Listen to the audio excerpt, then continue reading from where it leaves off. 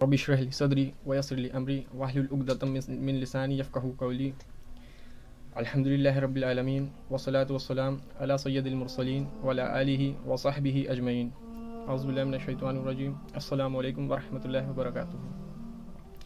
آج دیکھیے ہم بات کرتے ہیں سجدے کی اہمیت کی، امپورٹنس آف سجود، دی ورچوز آف سجود۔ سجدے کی کیا اہمیت ہے، کیا معنی رکھا ہے سجدہ ہمارے لیے۔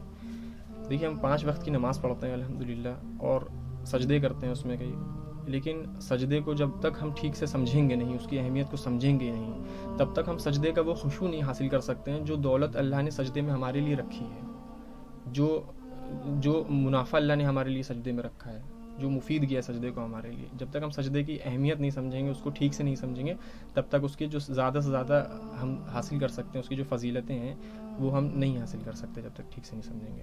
تو آج ہم کچھ نریشنز کو دیکھیں گے کہ کیا کہا جاتا ہے سجدے کو لے کر، اور کچھ باتوں کو جو صحاباؤں سے ہمیں ملتی ہیں سجدے کو لے کر۔ تو بات شروع کرتے ہیں ہم ایک نریشن سے۔ احنب ابن قیس رحمۃ اللہ علیہ جو کہ تابعین میں سے تھے، وہ فرماتے ہیں اپنا ایک واقعہ، فرماتے ہیں کہ جب میں داخل ہوا مسجد اقصیٰ میں تو دیکھتا ہوں ایک شخص نماز میں مشغول ہیں، اور اس شخص کے بارے میں وہ خاص بات کیا بیان کر رہے ہیں کہ میں دیکھتا ہوں کہ وہ شخص اتنا لمبا سجدے میں جاتے ہیں کہ کافی دیر تک اٹھتے ہی نہیں ہیں، اور اتنا کثرت سے وہ سجدے کرتے ہیں، اور رات بھر انہوں نے دیکھا کہ وہ کثرت سے سجدے پہ سجدے کرتے جاتے ہیں اور بہت لیندی سجدے کرتے ہیں۔ تو ان کو بھی تعجب ہوا، تو ان سے پھر جب رہا نہیں گیا تو وہ شخص کے پاس گئے، احنب ابن قیس رحمۃ اللہ علیہ، اس شخص کے پاس گئے اور ان سے پوچھا کہ کیا آپ کو مطلب اندازہ ہے کہ آپ کتنی رکعتیں پڑھ لیتے ہیں؟ یا عموماً طور پہ ہم لوگ کو بھی پتہ ہے اگر ہم زیادہ لمبے سجدے میں جاتے ہیں تو ہم بھول جاتے ہیں کہ ہم نے 2 رکعت پڑھی تھی پہلے یا 1 رکعت پڑھی تھی، یا عام طور پہ ہم لوگوں کے ساتھ بھی ایسا ہوتا ہے، بھول جاتے ہیں۔ تو انہوں نے اسی فکر میں ان سے پوچھا کہ آپ کو یاد بھی رہتا ہے کہ آپ نے کتنی رکعتیں پڑھ لی ہیں یا کتنا پڑھنا بھی ہے؟ تو انہوں نے بہت خوبصورت جواب دیا۔ اس شخص نے جواب دیا کہ اگر میں بھول جاؤں تو میرے اللہ کو یاد ہے۔ اور یہ جواب دینے کے بعد وہ شخص جو ہے پھر وہ پھوٹ کر رونے لگے۔ اب احنب ابن قیس رحمۃ اللہ علیہ نے پوچھا ان سے کہ کیا بات ہے، آپ رونے کیوں لگے؟ تو وہ جواب دینے کی کوشش کرتے ہیں کہ میرے کسی عزیز نے مجھ سے کہا تھا، پھر وہ ٹوٹ کر رونے لگتے ہیں، وہ اپنے آپ کو سنبھال نہیں پاتے ہیں، بکھر جاتے ہیں، پھر وہ کوشش کرتے ہیں، پوچھتے ہیں، بہرحال جب وہ بتاتے ہیں کہ فرماتے ہیں وہ کہ میرے کسی عزیز نے، کس عزیز کی بات کر رہے ہیں وہ فرماتے ہیں کہ میرے عزیز رسول اکرم صلی اللہ علیہ وسلم نے مجھ سے کہا تھا کہ کوئی شخص سجدہ نہیں کرتا سوائے اس کے کہ اللہ رب العزت اس کا ایک درجہ بلند کر دیتا ہے اور اس کا ایک گناہ کو اللہ معاف فرما دیتا ہے۔ سبحان اللہ۔ تو سجدے کی اہمیت یہ دیکھتے ہیں۔ تو یہ خوبصورت نریشن ہے۔ تو پھر احمد ابن قیس رحمۃ اللہ علیہ نے ان سے پوچھا کہ آپ کون ہیں، کیونکہ انہوں نے فرمایا رسول اکرم صلی اللہ علیہ وسلم نے مجھ سے کہا، میرے عزیز کی بات ہو رہی ہے، تو وہ بھی تعجب میں تھے۔ انہوں نے فرمایا کہ آپ کون ہیں؟ تو اس شخص نے فرمایا کہ میں ابوذر ہوں، ابوذر الغفاری۔ سبحان اللہ۔ یہ بہت ہی فیمس صحابہ، ان سے بھی کئی نریشنز ملتی ہیں اور رسول اکرم صلی اللہ علیہ وسلم کے کافی قریبی صحابہ رہے ہیں یہ۔ اچھا، اب دوسری بات کرتے ہیں کہ دیکھیے سجدے کی جو اہمیت ہے ہم کو سمجھنا چاہیے کہ رسول اکرم صلی اللہ علیہ وسلم کی جو فیوریٹ پوزیشن تھی وہ سجدے کی تھی۔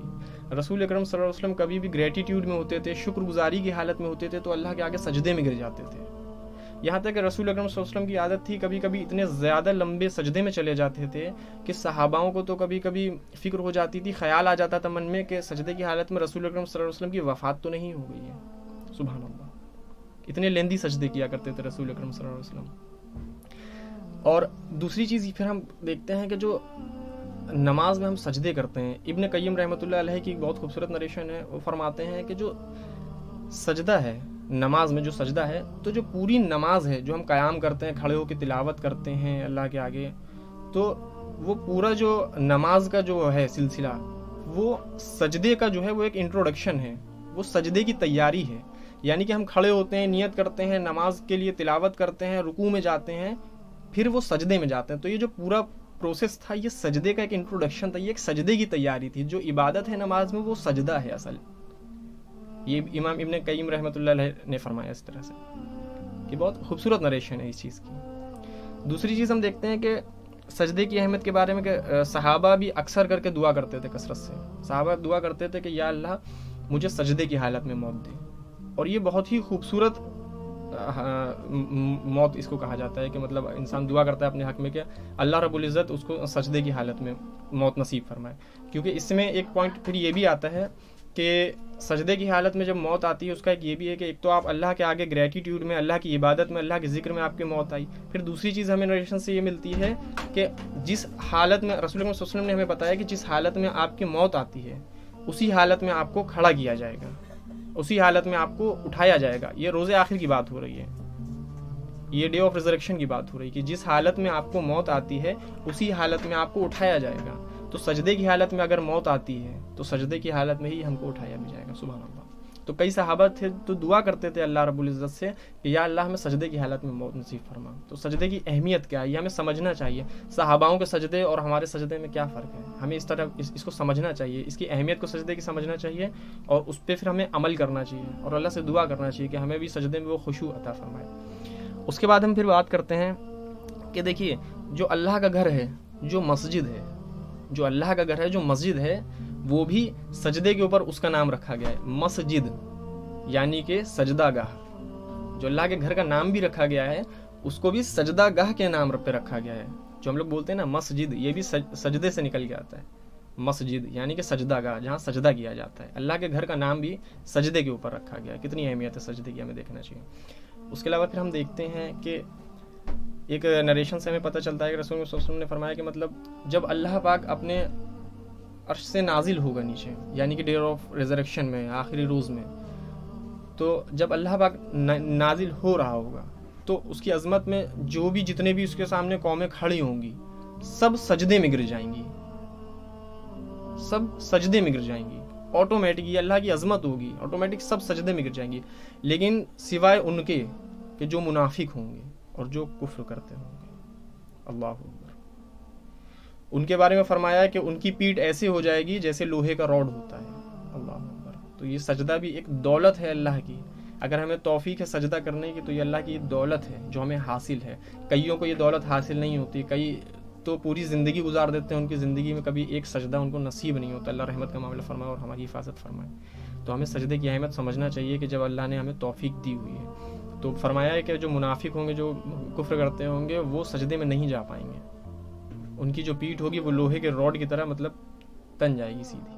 اچھا, دوسری چیز ہم کیا دیکھتے ہیں کہ دوسری نریشن ایک آتی ہے رابعہ ابن کعب رضی اللہ تعالیٰ عنہ کی. یہ جو صحابہ تھے یہ بہت ینگ صحابہ تھے, کم عمر صحابہ تھے, اور یہ اہل صفہ میں سے تھے. اہل صفہ جو لوگ تھے وہ مطلب غریب جو لوگ تھے, جو غریب صحابہ تھے اس میں تھے. اہل صفہ جو گروپ ہوتا ہے, ابو ہریرہ رضی اللہ تعالیٰ عنہ بھی جو تھے وہ اہل صفہ میں سے ہی تھے.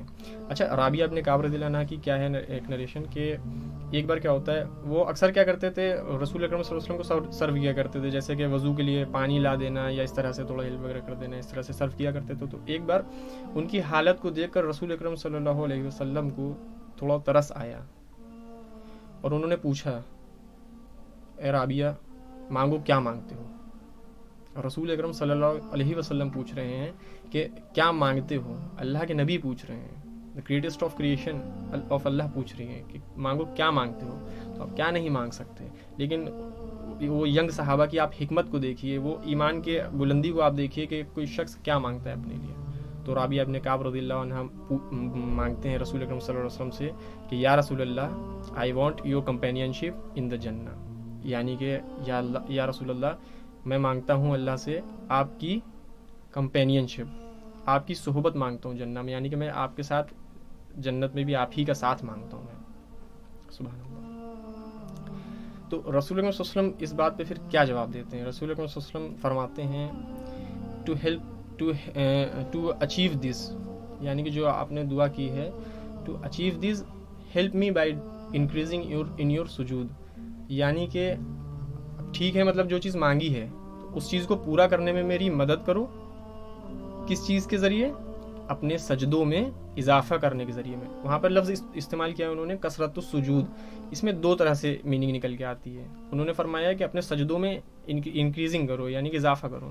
تو اس میں جو کثرت السجود کا معنی نکل کے آتا ہے وہ دو طرح سے نکل کے آتا ہے. ایک تو نمبر آف سجدہ, یعنی کہ اپنے سجدے زیادہ کرو, زیادہ نماز زیادہ کرو, زیادہ قیام کرو اللہ کے آگے. اور دوسری جو میننگ نکل کے آتی ہے وہ سجدے کو کثرت سے کرو، یعنی کہ لیندی سجدے کرو، ٹھہر کے سجدے کرو، دیر تک سجدے کرو. سجدے میں ہم لوگ بھی اللہ کی حمد و ثنا ہی کرتے ہیں، تو انہوں نے فرمایا کہ سجدے میں کثرت کرو، یعنی کہ زیادہ سے زیادہ سجدے بھی کرو اور سجدوں کو لمبا بھی کرو. اور اس سے کیا حاصل ہوگا؟ اس سے حاصل ہوگی کمپینین شپ آف رسول اکرم صلی اللہ علیہ وسلم. کہاں پر؟ جنت میں. تو اس سے یہ بھی ہم لوگ اس سے ایک مقام پتہ چلتا ہے کہ ہم لوگ جب سجدوں کو انکریز کرتے ہیں، اتنی ساری تو اس کی عظمتیں ہیں، اتنی ساری فضیلتیں تو ہیں، لیکن اس سے ہمیں رسول اکرم صلی اللہ علیہ وسلم کا ساتھ بھی حاصل ہو سکتا ہے ہیئر آفٹر لائف میں. یہ چیز بھی آتی ہے. اچھا، دوسری چیز جو آتی ہے، رسول اکرم صلی اللہ علیہ وسلم نے فرمایا کہ انسان جو ہوتا ہے وہ اللہ کے سب سے نزدیک ہوتا ہے سجدے کی حالت میں. یعنی کہ ہم سب سے نزدیک اللہ کے ہوتے ہیں اپنے سجدے کی حالت میں، جب ہم اس کے آگے پروسٹریٹ کر رہے ہوتے ہیں، جب ہم اپنی پوری عاجزی کے ساتھ اللہ کے آگے ہم جب اپنے آپ کو جھکائے ہوئے ہوتے ہیں، اس کی حمد و ثنا کر رہے ہوتے ہیں. زمین میں ہم اس کے حمد و ثنا کر رہے ہوتے ہیں اور وہ آسمانوں کے اوپر ہماری حمد و ثنا سن رہا ہوتا ہے. سبحان اللہ، عظمت دیکھی سجدے کی. اور اسی لیے فرمایا گیا کہ سجدہ ایک بہت بہترین پوزیشن ہے اللہ سے دعا کرنے کے لیے. یعنی کہ جب آپ اللہ رب العزت سے اتنا قریب ہوں گے، سب سے زیادہ قریب ہوں گے پاسبل وے میں، تو آپ پھر اللہ سے دعا بھی کریے. تو سجدے میں دعا کرنا بھی ایک بہت اچھی چیز ہے. اچھا، اس کے بعد بات آتی ہے رسول اللہ صلی اللہ علیہ وسلم کی ایک نریشن سے ہم کو یہ بھی پتہ چلتا ہے حدیث سے مبارک سے کہ آپ نے فرمایا کہ جو سجدے کی کثرت سے آپ لوگ نے دیکھا ہوگا کہ مارک ہو جاتا ہے سجدے کا سر پہ. تو انہوں نے فرمایا کہ جو لوگ باوجود اس کے کہ وہ ایمان والے تھے، پھر بھی اپنے کچھ اعمالوں کے سبب جب جہنم میں ڈالے جائیں گے، اللہ اکبر، اللہ رحمت کا معاملہ فرمائے، تو اس کے باوجود جو جہنم کی آگ ہوگی وہ ان کے جسم کو کنزیوم کر لے گی، لیکن وہ اس حصے کو کنزیوم نہیں کر پائے گی، اس حصے کو جلا نہیں پائے گی. سبحان اللہ. کیونکہ جو یہاں مارک ہوگا وہ سجدے کی بدولت ہوگا، وہ سجدے کی وجہ سے ہوگا جو مارک ہوگا یہاں پر. تو پورے جسم کو تو آگ جو ہے وہ کنزیوم کر لے گی، جلا لے گی، اللہ رحمت کا معاملہ فرمائے، لیکن وہ سجدے کی وجہ سے وہ آگ جو ہے وہ اس نشان کو نہیں جلا پائے گی. اللہ رحمت کا معاملہ. اچھا، پھر ایک چیز اور آتی ہے، بات کر کے پھر ہم اپنی بات کو فنش کرتے ہیں، کہ جب روزے آخر، جب رسول اکرم صلی اللہ علیہ وسلم کی بات ہوتی ہے کہ جب روزے آخر رسول اکرم صلی اللہ علیہ وسلم ایک خاص مقام پر ہوں گے جس کو الشفاع العظمیٰ کہا جاتا ہے، جہاں پر سے آپ رسول اکرم صلی اللہ علیہ وسلم اپنی امت کی شفاع کے لیے اللہ پاک سے دعا کریں گے. تو وہ جو شفاع العظمیٰ پہ آپ رسول اکرم صلی اللہ علیہ وسلم ہوں گے اور جو شفاعت کر رہے ہوں گے اپنے امتیوں کے لیے، تو وہ شفاعت بھی آپ رسول اکرم صلی اللہ علیہ وسلم سجدے کی حالت میں کر رہے ہوں گے. سبحان اللہ، اللہ رب العزت کے آگے سجدے کی حالت میں آپ شفاعت کر رہے ہوں گے. تو اس چیز کو ہمیں دیکھنا چاہیے اور ہمیں سمجھنا چاہیے کہ سجدے کی جو عظمتیں ہیں، جو اللہ پاک نے فضیلتیں رکھی ہوئی ہیں، جو دولت ہمیں سجدے کی ملی ہے، تو ہمیں وقت رہتے اس کو سمجھنا چاہیے اور اپنے سجدوں میں خشوع پیدا کرنا چاہیے. اللہ کو راضی کرنے کی جو ہماری نیت ہے وہ ہونی چاہیے. اللہ کی جو ہم حمد و ثنا کرتے ہیں وہ ہونا چاہیے. ایسا نہ ہونا چاہیے کہ ہم حالت تو سجدے کی ہیں اور دماغ میں ہمارا کچھ اور چل رہا ہے، ہمارا حساب کتاب چل رہا ہے، گھر کی پریشانیاں چل رہی ہیں، رشتوں کی پریشانیاں چل رہی ہیں اور تمام بری باتیں چل رہی ہیں، یا شیطان کے کچھ وسوسے ہیں جو ہمارے دخل دے رہے ہیں سجدے میں. اس طرح کی چیزیں نہیں ہونی چاہیے. اور بے شک ہم اس چیز کی حفاظت کر سکتے ہیں اللہ سے دعا کر کے اپنے حق میں.